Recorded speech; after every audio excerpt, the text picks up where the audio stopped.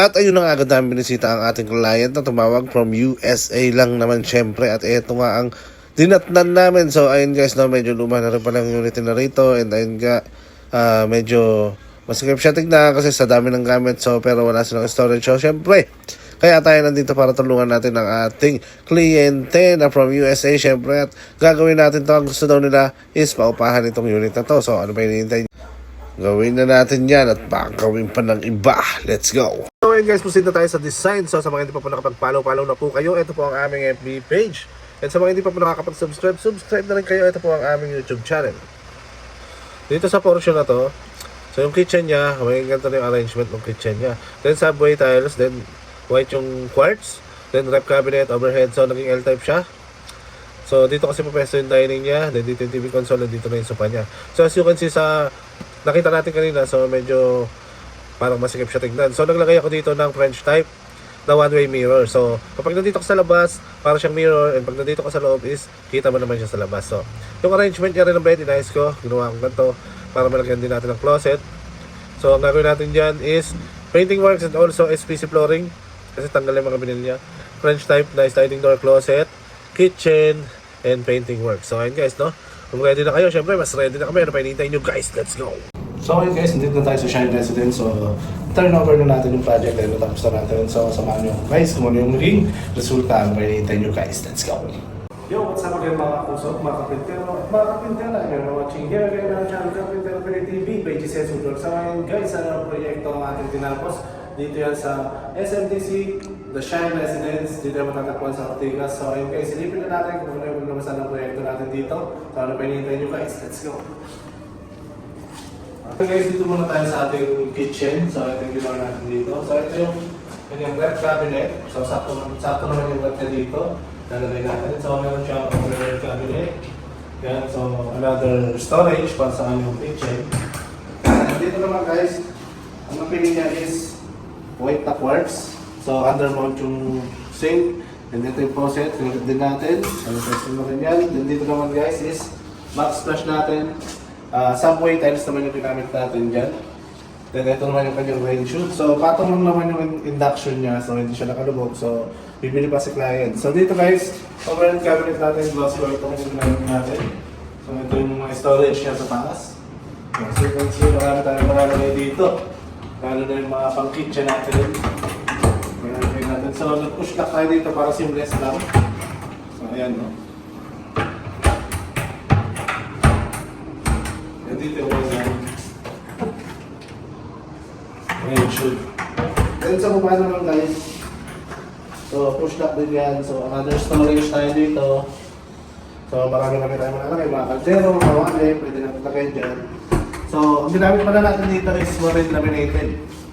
Ito naman yung kanyang under sink. So dito guys, pati yung flooring niya, SPC yung ginamit natin. Replace sila natin dito is vinyl lang. So ngayon, pinagpunta natin ng SPC.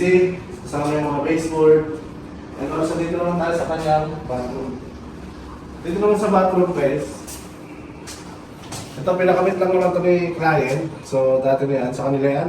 And shower and lotion. Ang sa painting works lang tayo dito. Then, yung door niya, repaint lang. Yung door knob, siya na daw magkakamit. So, yun guys, no? Proceed naman tayo dito. So, dito sa living, painting works yung ginawa natin. At ceiling, walls, then SPC flooring. Dito naman guys, dati wala siyang partition.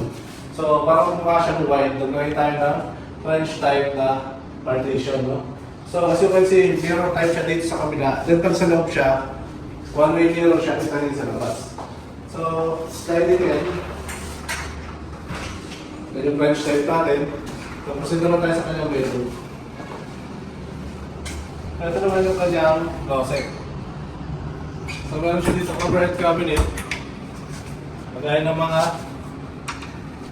blanket niya, and also yung sa pinangunan niya. Then dito, para hindi so dito yung hangiran. Then ito meron tayong drawer dito. Then sa kabila, meron naman tayo para sa mga nakatupin damit. And then,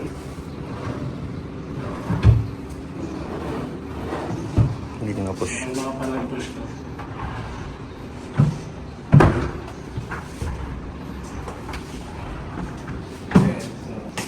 Then dito, yan.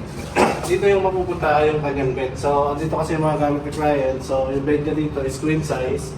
So, nasa kanya na kung doon siya mag-ulo or dito pwede. So, ayun guys. So, ginawa rin natin dito is painting works din. Also, SPC flooring. Then, ayun guys, no? So, panoorin natin ang buong video. Let's go!